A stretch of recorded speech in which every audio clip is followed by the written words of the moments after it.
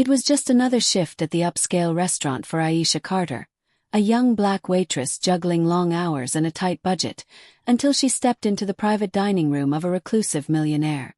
There, hanging on the wall, was a framed photo of a little girl with braided pigtails and a wide smile, a photo Aisha instantly recognized as her own from childhood. Her heart raced as she stood frozen, staring at an image she hadn't seen in years, in a house she'd never visited, owned by a man she'd never met. How could her past be tied to this stranger's world, and what shocking truth was about to unravel? Aisha Carter moved through the restaurant with a kind of practiced ease that came from years of balancing trays and dodging rushed customers. At 28, she was used to the rhythm of her job at La Belle Époque, a high-end establishment in downtown Atlanta where the city's elite dined. The clink of wine glasses, the murmur of conversation, and the occasional burst of laughter filled the air as she navigated the polished hardwood floors. Tonight was no different, or so she thought. It was a Friday evening and the restaurant was buzzing. Aisha adjusted her crisp black uniform, smoothing out a wrinkle as she prepared to serve a private party in the exclusive backroom. The reservation was for a single guest, a man named Victor Hargrove, a name that carried weight in Atlanta's circles. He was a tech mogul, a recluse who rarely appeared in public but whose wealth and influence were legendary. Aisha had heard whispers about him, how he'd built a fortune in software development, how he lived in a sprawling mansion on the outskirts of the city, and how he preferred solitude to the spotlight. She didn't think much of it.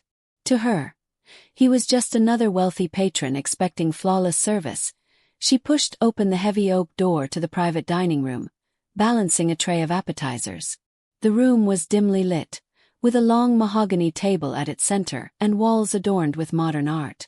Victor Hargrove sat at the far end, a tall man in his late 50s with silver hair and sharp eyes that seemed to take in everything at once. He acknowledged her with a nod as she set the tray down, her movements precise and professional. But as she turned to leave, something caught her eye, a framed photograph on the wall, partially obscured by a shadow. Aisha froze. The photo showed a young girl, no older than 6, with braided pigtails tied with bright red ribbons. She was smiling, her eyes bright with innocence, standing in front of a modest house with peeling paint. Aisha's breath caught in her throat. She knew that girl. She knew that smile. That was her. A memory from a long-forgotten summer, a snapshot her mother used to keep on their old refrigerator. How was it here in this man's private dining room? Her hands trembled as she stepped closer to the frame, her heart pounding. The photo was unmistakable. The red ribbons, the faded dress, the chipped front tooth she'd had until she was 10. It was all there. But why? Aisha's mind raced, grasping for an explanation. She hadn't seen that photo since she was a child, before her mother passed away, before her life became a series of foster homes and hard-won independence. She turned to Victor, who was watching her with an unreadable expression. "Excuse me, sir," Aisha said, her voice steady despite the storm inside her. "Where did you get this photo?" Victor's eyes flickered to the frame, then back to her. "It's been in my collection for years," he said, his tone measured. "Why do you ask?" Aisha hesitated. She didn't want to sound unprofessional, but the question burned in her chest. "That's me," she said, pointing to the photo. "That's me as a child. I don't understand how it's here." Victor's expression shifted, a flicker of surprise crossing his face before it settled into something softer, almost melancholic. "You're certain?" he asked, leaning forward. Aisha nodded. "I'd know that photo anywhere. My mother took it when I was 6. It was in our old house in Decatur. I haven't seen it since." She trailed off, the weight of her mother's absence pressing down on her. Victor stood, his chair scraping softly against the floor.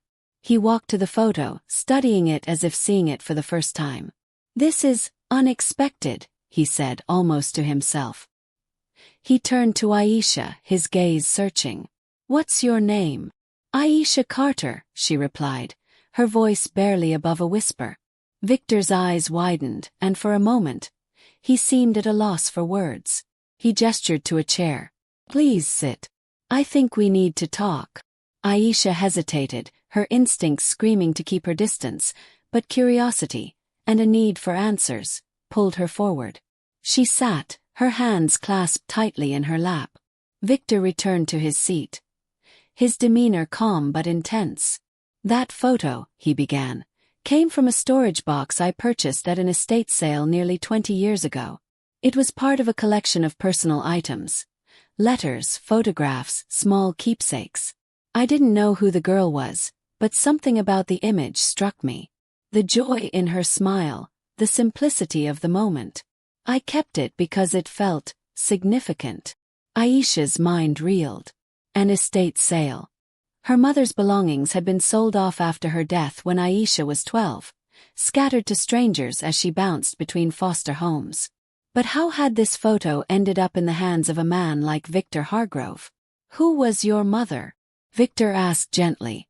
"Marissa Carter," Aisha said, her voice catching. "She died when I was 12. Cancer." Victor's face paled. He leaned back in his chair, his fingers drumming lightly on the table. "Marissa," he repeated, as if testing the name. "I knew a Marissa Carter a long time ago. She worked for my company in its early days, back when it was just a startup in a cramped office downtown." Aisha's heart skipped a beat. "My mother worked as a secretary," she said. "She talked about a tech company she worked for before I was born.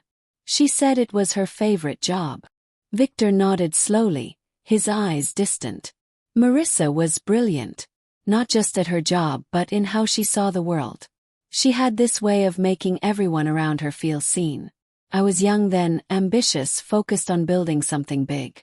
She was part of that dream, even if only for a short time. Aisha's mind raced.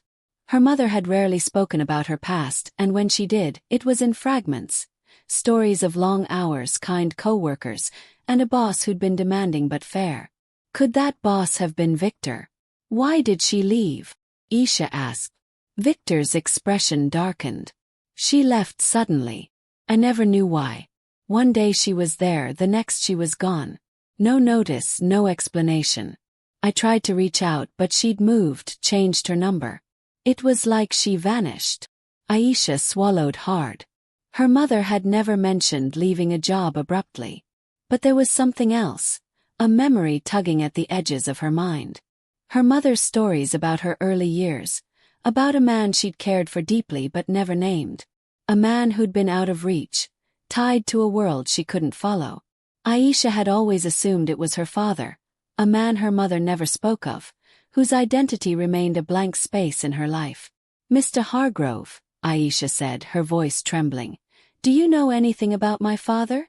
Victor's eyes met hers, and for a moment the room was silent. He seemed to be weighing his words, choosing them carefully. "I don't know who your father was," he said finally. "But Marissa, she was important to me. More than I realized at the time. When I found that box at the estate sale, it felt like a piece of her came back to me. That's why I kept the photo." Aisha's chest tightened. There was something in his tone, a weight that suggested more than he was saying. "Did you care about her?" she asked. Victor looked away, his gaze settling on the photo. "I did," he admitted. "But I was young, foolish. I let my ambition get in the way. I didn't realize what I'd lost until she was gone." Aisha's mind spun. The pieces were starting to fit together, but the picture they formed was too overwhelming to grasp. Could Victor have been more than her mother's boss? Could he have been the man her mother had loved? And if so, why had her mother left without a word? Why had she kept Aisha's existence a secret from him, if she had? "I need to know more," Aisha said, her voice firm despite the chaos in her heart. "If you knew my mother, if you have her things, there has to be something else. Letters, documents, anything that can tell me who she was, who I am."